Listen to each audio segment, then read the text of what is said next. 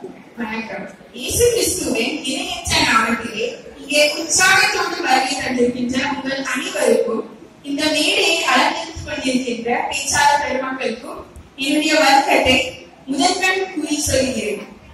ஆண்டவர் கொடுத்த இந்த நல்காலத்துக்காக ஆண்டவரை நான் நன்றி சொல்கிறேன்.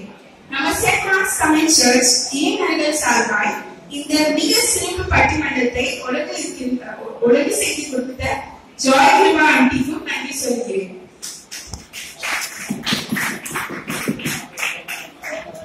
இன்றைக்கு 2018 ஆண்டுக்கான தலைப்பு கிறிஸ்துவ வாழ்வில் ஜெபம் முக்கியமா இல்ல நல்ல செயல்கள் செய்வது முக்கியமா என்று விவாதிக்க உள்ளார்கள். என் இடது பக்கம் இருக்கின்ற அணியினர்கள் மற்றும் எட்வின் நல்ல செயலே முக்கியம் என்று பேச உள்ளார்கள். என் வலது பக்கம் உட்கார்ந்திருக்கிற ஜான்சி, மர்சி மற்றும் ஐஸ்வர்யா ஜெபமே முக்கியம் என்று பேச உள்ளார்கள். இது ஒரு புதிய சிந்தனை. இன்றைக்கு ஒழுங்கு செய்துள்ள இந்த சிந்தனை விருது மூலமாக நாம் நம்மை நோக்கி ஒரு நீர் பார்வை பார்ப்போம். முதலாவதாக பேச வராங்க மிஸ் ஏஞ்சலி.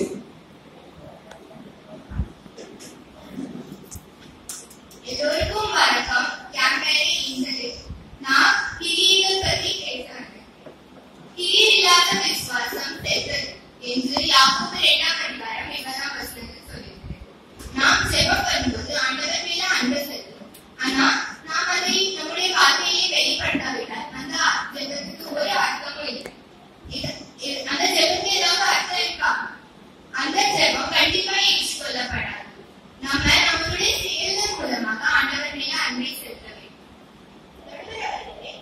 நாம் ஜெபம் பண்றோம். நம்முடைய தேசத்துல பாவர்ட்டி அப்படின்னா வறுமை இருக்கக்கூடாதுன்னு நாம ஜெபம் பண்றோம். ஆனா ஏழைகளுக்கு நம்ம என்ன உதவி செய்யறோமா? இல்ல. நாம் ஜெபம் பண்றோம். நம்ம இந்த உலகத்துல யூனிட்டி இருக்கணும், ஒரு ஒற்றுமை இருக்கணும், சண்டைகள் நடக்கக்கூடாது. ஆனா நாம் நம்மளுடைய அம்மா அப்பா கூட, தம்பி தங்கச்சி கூட சண்டை போடாம இருப்போமா? நம்முடைய எதிரிகளை மன்னித்து அவங்களோட ஒற்றுமையோட இருப்போமா? இல்லை. நம்மளுடைய செயல்கள் மூலமாக தான் நம்ம ஒரு சாட்சியில வாழ்க்கை வாழணும். நாம் தினமும் ஆலயத்துக்கு வரோம். நிறையவங்க ஆலயத்துக்கு வந்து நல்லா ஆவியா ஜெபம் பண்றாங்க, அந்நிய பாஷை பேசிதான் ஜெபம் பண்றாங்க. ஆனா ஒரு மாயமான வாழ்க்கை வாழ்ந்தால் அந்த ஜெபத்துக்கு ஒரு பிரயோஜனமும் இல்லை. நம்ம பைபிள்ல பார்க்க போனா 2 பேர் ஆலயத்துக்கு போறாங்க. ஒண்ணு பரிசேயர், இன்னொன்னு ஆயர். பரிசேயர் என்ன ஜெபம் பண்றான்? நான் நிறைய தானம் தர்மம் பண்ணியிருக்கேன் அப்படின்ட்டு பெருமையா ஜெபிக்கான். ஆனா அந்த ஆலயத்துக்கு வெளியே நிக்கிற அந்த ஆயக்காரனை குறித்து அவனுக்கு கரிசனே இல்லை. அதை நம் அப்படி இருப்போமா? அப்படின்னா நம்ம ஜெபத்துக்கு எந்த பிரயோஜனமும் இல்லை. நாம் பரமண்டல ஜெபம் எல்லா வாரமும் சொல்கிறோம். எங்களுக்கு விரோதமாக குற்றம் செய்கிறவர்களுக்கு நாங்கள் மன்னிக்கிறது போல எங்கள் குற்றங்களை மன்னிக்கிறோம் என்று ஜெபம் பண்றோம். ஆனா நம்ம மன்னிக்கிறோமா? மன்னிக்கிறது இல்லை. அப்படின்னா நம்முடைய குற்றங்களை ஆண்டவர் எப்படி மன்னிப்பார்? மன்னிக்க முடியாது. அதனால நாம் முதலாவது மற்றவங்களுடைய குற்றங்களை மன்னிக்கணும், அவங்களுடைய ஒற்றுமையாக இருக்கணும். அப்பதான் நம்மளுடைய குற்றங்களை ஆண்டவர் மன்னிப்பார். அதுதான் அந்த ஜெபத்துக்கு அர்த்தம் இருக்கு. இப்படி சொல்லிக் கொண்டு போனால் நிறைய உதாரணங்கள் சொல்லலாம். ஆனா அதுக்கு நேரம் போதாது. இதோட என்னுடைய உரையாடலை முடிக்கிறேன். இந்த பட்டிமன்றத்தை எங்களுடைய சார்பாக தீர்ப்பு சொல்லுவீங்க என்று நாங்கள் நம்புகிறோம். இதை நீங்க உங்களுடைய செயல்கள் மூலமாக வெளிப்படுத்த வேண்டும். மிக்க நன்றி, வணக்கம். ரொம்ப அழகாக பேசினார்கள். அடுத்ததாக பேசுறவர் ஜான்சி.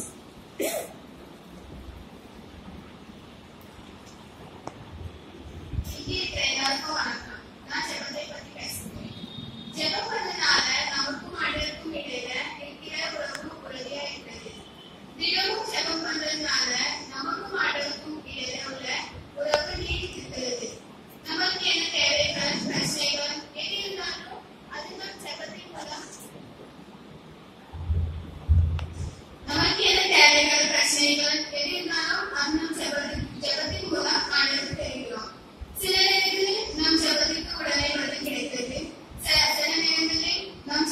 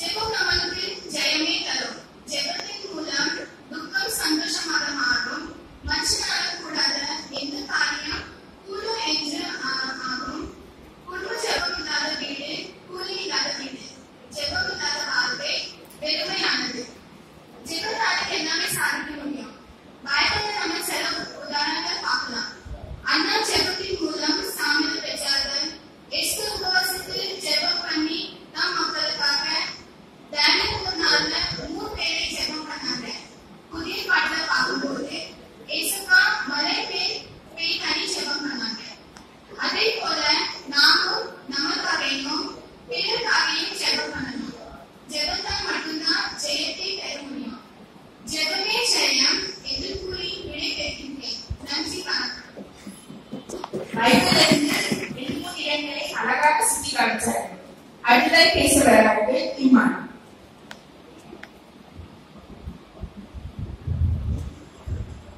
இப்பொழுது ஜெபத்தோட கிரியையும் கலந்திருக்க வேண்டும் என்று பேச வந்திருக்கிறேன். எந்த கிரியையும் செய்யாமல் வெறுமன ஜெபம் செய்திருந்தால் அது என்ன பிரயோஜனம்? அதை சொல்றதுக்கு ஒரு 2-3 உதாரணத்தை சொல்றேன். அந்த காலத்துல மிஷனரிகள் நிறைய பேர் இருந்தாங்க. Godwell, William carry, C.L. பால். அவங்க வெளிநாட்டுல இருந்து அங்கேயே இருந்து ஜெபம் பண்ணா என்ன யூஸ்? இந்தியால எப்படி வந்துருக்கலாம்? அவங்க வந்து கஷ்டப்படுறதுனால நம்மளுக்கு கிறிஸ்டியானிட்டி வந்துச்சு, பைபிள் வந்துச்சு. அடுத்ததாக எக்ஸாம்பிள் என்னன்னா, இப்போ ஒரு பையன் எக்ஸாம் போறான், எதுவுமே படிக்காம வெறும் ப்ரேயர் பண்ணிட்டு போனா அவன் பாஸ் ஆவான். அடுத்ததாவது அன்னை தெரசா நம்மளுக்கு எல்லாரும் தெரியும். அவங்க கிரீஸ் நாட்டை விட்டு இங்க இந்தியாவில வந்து எல்லாருக்கும் மெடிசின் ஃபெசிலிட்டி பண்ணி கொடுத்துருக்காங்க. ஆனா அவங்க சும்மா அங்கே இருந்து ஜெபம் பண்ணியிருந்தா இங்க இந்தியாவுக்கு மருந்து கிடைச்சிருமா? இதே மாதிரி நிறைய சொல்லிட்டே போலாம். அதான் அவங்க உட்கார்ந்து அந்த அம்மாவுக்கு நான் பார்த்த ஹாஸ்பிட்டல்ல அவங்க கேட்ட சொன்னாங்க சளி காய்ச்சல் இருக்கு.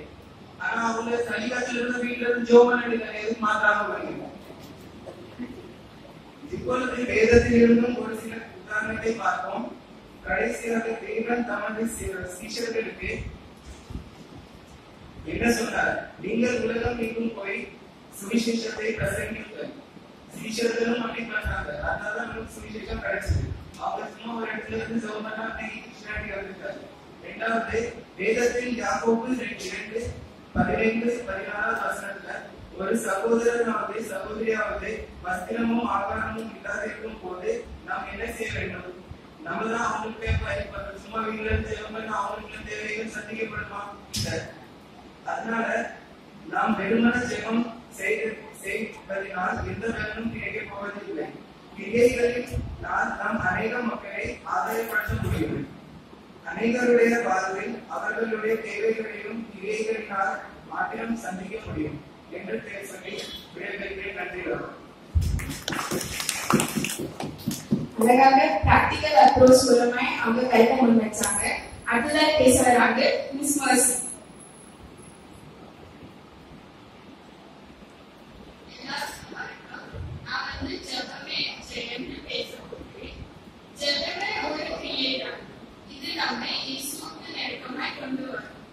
It makes a particular, unworthy and imperfect person completely surrender to the perfect God.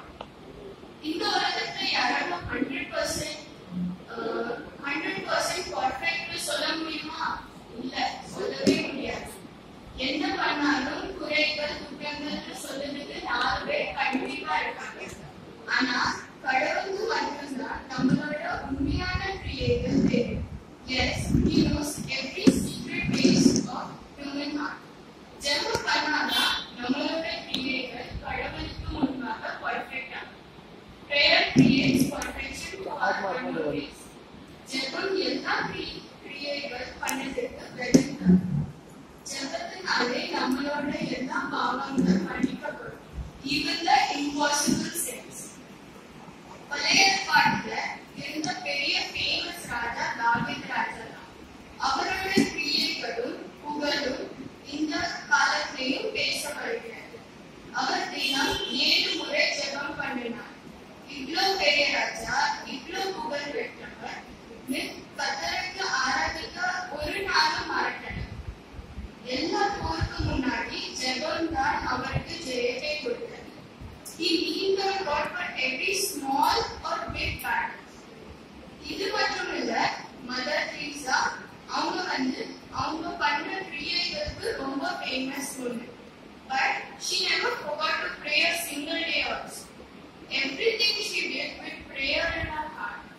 ஜெபம் பண்ணாலே லைஃப் எல்லாம் வின் தான். இது சொல்லி முடிவு பண்ணிக்கிறேன். Thank you. ரொம்ப அழகாக பேசினாங்க. அடுத்ததாக பேசுகிறார் மிஸ்டர் எட்வின். எல்லாருக்கும் வணக்கம். வணக்கம். அப்பப்பா ஜான்சி பிரேயர் பத்தி எழுதி விட்டாங்க. டீச்சர் ஆச்சு மசி சொன்னாங்க, ஜெபம் பண்ணினா நம்ம பாவங்கள் மன்னிக்கப்படும். அப்படின்னா பாவம் செஞ்சுட்டு ஜெபம் பண்ணா பாவம் மன்னிக்கப்படுமா? God ஏமாற்ற மாதிரி ஆயிடுச்சு. பாவம் மன்னிக்கப்படும் என்றால் நாம் கிரியைகள் கைப்பட்டு சரி இன்னொரு சொல்றேன். சப்போஸ் ஒருவருக்கு ஆக்சிடென்ட் ஆயிடுச்சு, சீரியஸா இருக்காங்க, நம்ம அங்க ப்ரே பண்ணி இருக்கா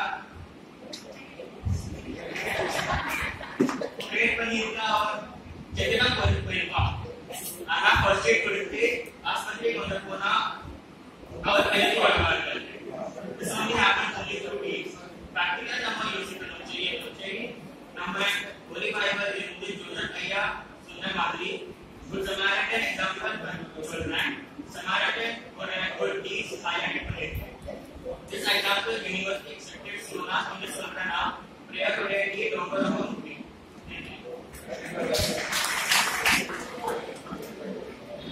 மிக அழகாக பேசினார்கள். நீங்க சொன்ன கதை நல்ல சமாரியின் கதை உண்மைதான். ஆனால் அதுல அந்த மலை பிரசங்கத்துல அந்த அதுக்கு 2 வருஷம் முன்னால சொல்லியிருக்காங்க, அந்த தேவனை நீ முழு ஹிருதயத்தோடும் முழு பலத்தோடும் முழு ஆத்மாவோடும் அன்பு கூறுவாயாக இருந்தது.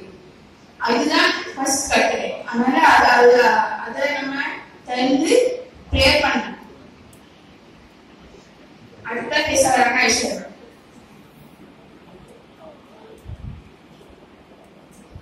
எல்லோருக்கும் வணக்கம். நம்முடைய கிறிஸ்துவ வாழ்க்கையில் ஒவ்வொரு நாளும் ஒவ்வொரு காரியத்தையும் நாம் ஜெபத்தோடு ஆரம்பிக்கிறோம். பரலோகத்தின் ஆசீர்வாதங்கள் பூலோக வாழ்க்கைக்கு மிக முக்கியம். பைபிளில் சொல்லியிருக்கிறது, நன்மையான என்ற ஈவும் பூரணமான என்ற வரமும் பரத்திலிருந்து உண்டாகி ஜோதிகளின் பிதாவிடத்திலிருந்து இறங்கி வருகிறது. இந்த ஆசீர்வாதங்களை நாம் பெற்றுக்கொள்ள வேண்டும் என்றால் எப்பொழுதும் கர்த்தரோடு உறவாட வேண்டும். எந்த ஒரு உறவையும் நல்லபடியாக மெயின்டைன் செய்ய நல்ல கம்யூனிகேஷன் வேண்டும்.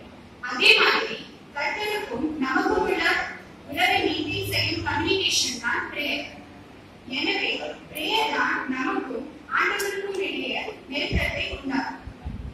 ஒவ்வொரு நாளையும் நாம் ஜெபத்தோடு ஆரம்பிக்கும் போது ஆண்டவர் நம்மை எல்லா நாச மோசங்களுக்கு விலக்கி காப்பார்.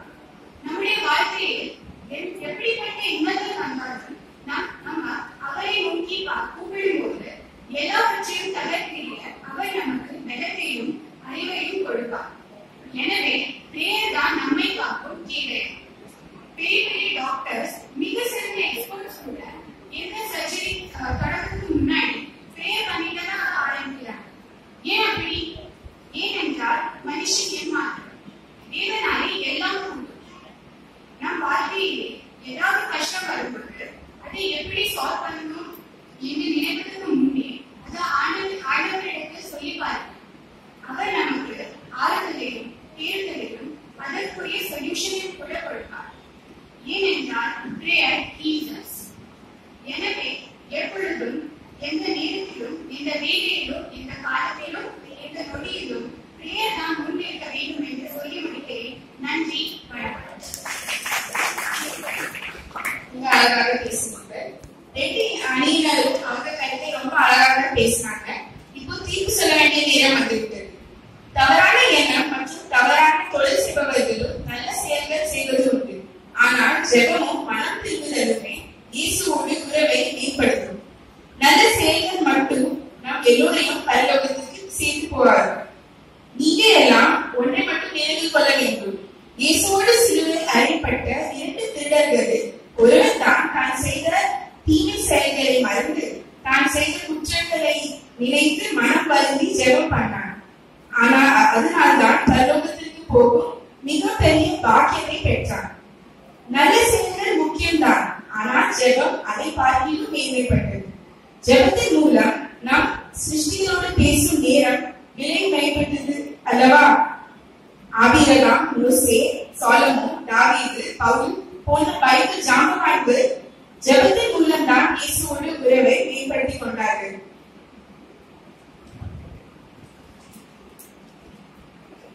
எனவே ஜெபமும் மனம் திரும்புதலுமே இயேசுவோடு உறவை மேம்படுத்தும். ஆதலால் நாம் பட்டிமன்றத்தில் தீர்ப்பாக நான் ஜெபமே முக்கியம், ஜெபமே முக்கியம், ஜெபமே முக்கியம் என்று ஆணித்தரமாய்